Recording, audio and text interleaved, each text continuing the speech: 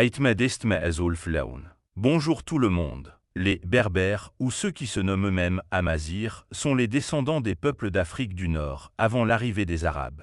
Ils vivent en communautés dispersées au Maroc, en Algérie, en Tunisie, en Libye, en Égypte, au Mali, au Niger et en Mauritanie, parlent différents dialectes amazirs et sont aujourd'hui confrontés à une lutte identitaire. À Agadir, à quelques 600 km au sud de la capitale marocaine, c'est ainsi que les Amazirs appellent cette forteresse qui porte leur empreinte depuis des centaines d'années. Les Amazirs sont l'un des peuples les plus anciens de la planète, affirme Mohamed Rifat el-Imamou, membre de l'Union des historiens arabes. Nous ne pouvons pas dire que les Amazirs sont à l'origine de l'Afrique du Nord, mais il est certain qu'ils font partie des premiers peuples à avoir colonisé cette région.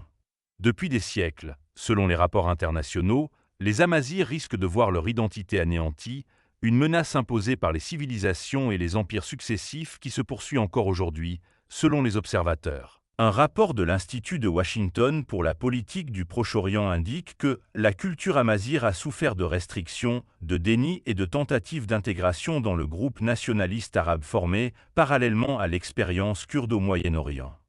Mohamedou Hamdan, président du comité de coordination des peuples autochtones d'Afrique, a déclaré « Les Romains ont essayé de romaniser le peuple amazigh, les Français ont essayé de franciser le peuple amazigh et les nationalistes arabes ont essayé d'arabiser le peuple amazigh idéologiquement, mais il est resté un peuple assimilable, absorbant toutes les cultures sans compromettre son identité d'origine. » Le vice-président du Congrès mondial amazigh, Amani Al-Washahi, a déclaré ce mouvement amazigh est venu pour faire revivre l'identité amazigh, pour lutter contre l'assimilation à l'identité arabe qui nous a été imposée par la force.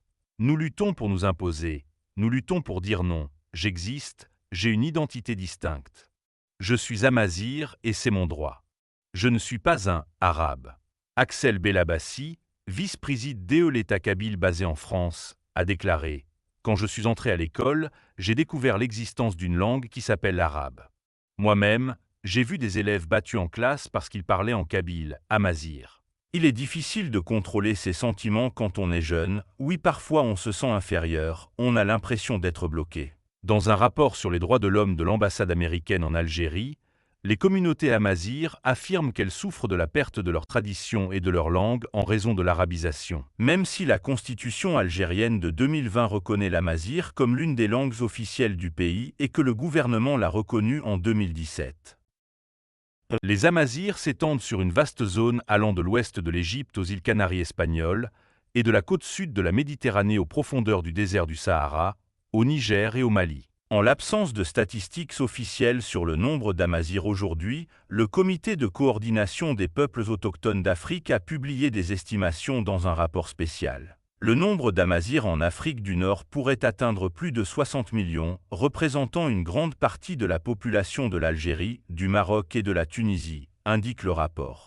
Selon des études menées par le mouvement culturel amazigh et des études scientifiques, entre 60 et 65% de la population marocaine parle encore l'amazigh dans de multiples régions, l'Algérie entre 55 et 60%, la Tunisie moins que cela, environ 35%, et la Libye de même, a déclaré Mohamedou Hamdan.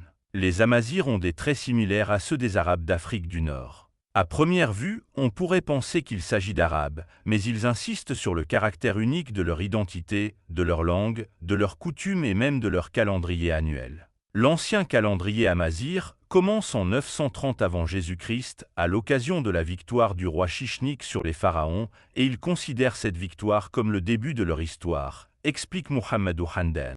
Environ 6 siècles plus tard, avec l'expansion de l'Empire romain en Afrique du Nord, les Amazirs ont été qualifiés de « berbères », nom que Rome donnait aux peuples étrangers qui ne parlaient pas sa langue. Je proteste contre ce mot, car berbère est une mauvaise et inexacte traduction du français berbère, déclaré Raïlou Boubakr, coordinateur national de la Ligue amazigh des droits de l'homme au Maroc.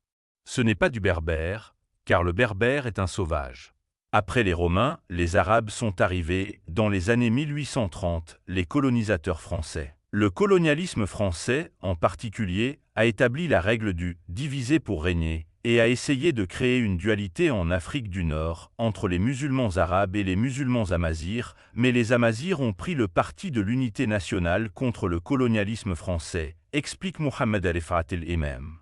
Après la fin du colonialisme français, les régimes nationaux d'Afrique du Nord ont commencé à imposer l'arabisme aux Amazirs et n'ont pas reconnu leur identité, ajoute-t-il. La vague d'indépendance qui a déferlé sur l'Afrique du Nord dans les années 1950 s'est accompagnée d'une montée du nationalisme arabe qui a eu un impact négatif sur la population amazirée.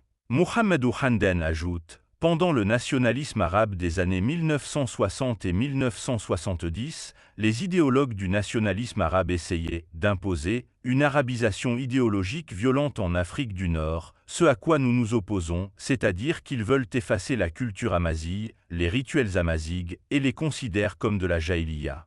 À la fin du XXe siècle, malgré le reflux du nationalisme panarabe, ce que les rapports sur les droits de l'homme décrivent comme une répression de l'identité amazighe a persisté. Dans une lettre adressée au ministre marocain de l'Intérieur, Human Rights Watch a déclaré: « Nous sommes préoccupés par les informations selon lesquelles les autorités continuent de refuser d'accepter certains noms amazirs que les parents essaient de donner à leurs enfants dans les bureaux de l'état civil de votre ministère. Refuser de permettre aux gens de choisir les noms de leurs enfants est une violation du droit à la vie privée et à la liberté d'expression, deux droits que le Maroc s'est engagé à sauvegarder. » Selon les militants, les prénoms amazigh ne sont pas les seuls à être interdits. Lorsque nous avons voulu déposer un permis de création d'association, nous avons fait l'objet d'un harcèlement administratif, a déclaré Eraïrou Boubakr. Jusqu'en 1999 ou 2000, la nouvelle association pour la culture et les arts populaires au Maroc ne pouvait pas s'appeler Association Tamount, a-t-il ajouté. Dans son rapport mondial 2011, Human Rights Watch note que le Maroc compte des milliers d'associations indépendantes, mais les autorités empêchent arbitrairement la légalisation de certaines organisations, ce qui porte atteinte à leur liberté d'action, notamment celles qui défendent les droits des Amazirs. La nouvelle constitution marocaine a officiellement reconnu la langue amazigh. 5 ans plus tard, une loi a été adoptée pour officialiser l'amazigh. L'article 2 de la loi organique marocaine numéro 16 à 26 stipule que « l'État œuvre par tous les moyens disponibles à la promotion de la communication en langue amazigh dans les différents domaines de la vie publique, prioritairement en tant que langue officielle de l'État. Et l'enseignement de la langue amazigh est un droit pour tous les Marocains sans exception. » Boubakr estime que l'étape actuelle au Maroc, l'étape de la pleine reconnaissance, est une étape importante, et le gouvernement a largement reconnu les droits des Amazirs, bien qu'il y ait quelques pierres d'achoppement, et qu'il y ait des lenteurs dans un certain nombre de directions et de secteurs, et qu'il faille travailler davantage pour accélérer la reconnaissance culturelle et linguistique, et rendre justice à la langue, à la culture et à la civilisation amazigh. En Algérie, à la même époque, la situation était plus complexe. L'Algérie a tenté par tous les moyens, et tente encore aujourd'hui, d'annuler l'identité amazigh en Algérie, et s'il n'y avait pas eu la lutte et la ténacité des peuples amazirs, en particulier du peuple kabyle, je pense que nous ne parlerions pas aujourd'hui d'une question appelée la question amazigh, déclare M. Belabassi. Au cours des dernières décennies, l'Algérie a été le théâtre de nombreux affrontements entre l'État et les Amazirs, explique Ibrahim Kibli, professeur d'études arabes et de littérature comparée au Williams College. L'indépendance de l'Algérie a été une indépendance très sanglante, ce qui signifie qu'il s'agit d'un héritage très lourd. Et le mouvement amazigh en Algérie a été lancé à partir de Paris, ce qui suffit, à mon avis, à rendre la réaction de l'autorité à son égard forte, violente et dédaigneuse. En avril 1980, ce que l'on a appelé le « printemps amazigh » a éclaté à Alger lors d'une manifestation contre l'interdiction, pour des raisons de sécurité, d'une conférence sur la poésie amazigh.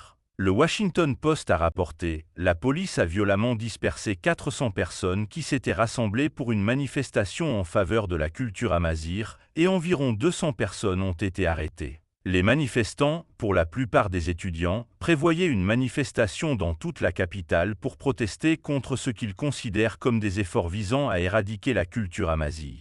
Les étudiants étaient originaires de Tizi Ouzou, dans la région montagneuse de Kabylie, à l'est de l'Algérie, un bastion de l'ethnie et de la culture amazigh. Au milieu des années 1990, les manifestations se sont multipliées en Kabylie pour réclamer l'adoption de la langue amazigh comme langue officielle de l'État. Axel Belabassi raconte « En 1994, nous avons fait grève pour la légalisation de la langue amazigh, et toute une année, la 94 et la 95 année scolaire a été une année blanche. Nous n'avons pas lu. Toutes les tribus ont donné une année pour la cause amazigh et la langue amazigh. l'hymne national algérien en langue amazigh. Durant l'été 1998, le chanteur amazigh Martoubou Lounès, qui a écrit et chanté l'hymne national algérien en langue amazigh, a été assassiné. Le Washington Post rapporte que Alounas était considéré comme un critique des extrémistes islamistes ainsi que du gouvernement soutenu par l'armée, désignant au moins 2 suspects pour le meurtre, les autorités pointant du doigt les extrémistes et certains manifestants blâmant le gouvernement. En avril 2001, un jeune amazigh a été abattu par la gendarmerie algérienne, déclenchant la colère des Amazighs et des manifestations qui n'étaient pas toutes pacifiques et ont conduit à des événements sanglants qui ont fait des dizaines de victimes et ont été surnommés le « Printemps noir », a déclaré. Hakim Oubourroran, professeur de médias à l'université de Médéa en Algérie, a déclaré « Il y a eu des événements dans le printemps amazigh en 1980, et les événements de 2001 sont indéniables, mais plus tard il y a eu une exploitation politique et une orientation idéologique, causée par certains éléments qui avaient des idées extrémistes et ont essayé de régler des comptes avec l'autorité, avec l'aide d'étrangers. » Après les événements du printemps 2001, au cours de l'été de la même année, un mouvement connu sous le nom de MAC a été fondé dans la ville de Tizi Ouzou. Le MAC est un mouvement très fort en Algérie et tente de donner un nouveau souffle aux Amazighs. C'est le résultat de la violence qui a été exercée à leur encontre. Cependant, après 7 ans de militantisme, le fondateur du MAC, Farhat Meni, a quitté l'Algérie pour demander l'asile politique en France, et certains militants amazighs en Algérie ont fait de même. Belabassi explique, lorsque la situation s'est intensifiée et que nous ne pouvions pas poursuivre la lutte à l'intérieur du pays, je me suis rendu dans la diaspora.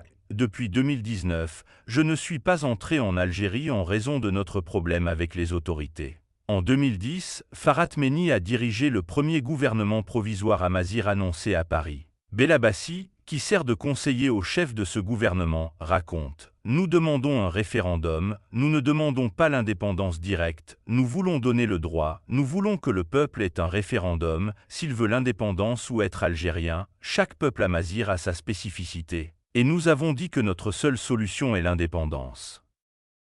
Mais nous ne disons jamais que c'est la solution pour les autres peuples. » À l'automne 2022, Meni a été condamné par contumace en Algérie à la réclusion à perpétuité, une peine qui s'inscrit dans une série de condamnations prononcées à l'encontre de membres du MAC, que les autorités ont déclarés groupe terroriste. M. Belabassi ajoute « Ils ont changé la loi en Algérie. Ils ont changé la loi en Algérie et ont créé une nouvelle loi, 87 bis de la Constitution algérienne, qui criminalise toute action politique. Tous les militants ont été emprisonnés et accusés de terrorisme. À ce jour, je fais face à une peine de 20 ans de prison. 3 peines de prison à vie et une peine de mort, ce qui est très étrange, et je n'ai jamais fait d'action violente. » Hakim Oubourroran a souligné que le MAC a été condamné par la justice algérienne après avoir promu cette idéologie séparatiste depuis l'étranger, sans avoir obtenu de mandat, et l'unité nationale est une ligne rouge. Et de nombreuses preuves condamnent cette organisation pour sa loyauté envers des idées étrangères qui ciblent et conspirent contre l'Algérie. Malgré tout ce qui précède, le mouvement amazigh en Algérie a permis de concrétiser certaines revendications, notamment l'adoption officielle de la langue amazigh dans la constitution du pays en 2016. Au milieu des années 1990, au plus fort de la crise sécuritaire, le Haut-Commissariat à l'Amazighité a été créé, et l'amazigh a commencé à être enseigné dans les écoles, puis la langue a été élevée au rang de langue nationale en 2003, et aujourd'hui elle est devenue une langue officielle, en réponse graduelle à ces demandes, a déclaré Hakim Oubourroran. Cependant, selon les rapports sur les droits de l'homme, l'Algérie s'appuie toujours sur des solutions sécuritaires dans ses relations avec les Amazighs. Le rapport d'Amnesty International indique que les autorités algériennes continuent d'intensifier la répression contre les manifestants pacifiques et de procéder à des arrestations. L'escalade mentionnée par Amnesty International s'est matérialisée au cours de l'été 2021, lorsque le président du Congrès mondial amazigh, Kamira Netsaïd, la plus grande entité de défense des droits des Amazighs au monde, a été arrêté pour terrorisme et conspiration contre l'État. Mohamedou Handen explique « Elle a été emprisonnée sans procès pendant 2 ans, et les organisations internationales et de défense des droits de l'homme ont demandé sa libération, mais en vain. Elle a été arrêtée sans procès et croupit toujours dans les prisons algériennes. » Après plusieurs siècles, les Amazirs s'accrochent encore à ce qui reste de leur culture, mais ils tiennent à conserver leur identité face au défi de l'extinction.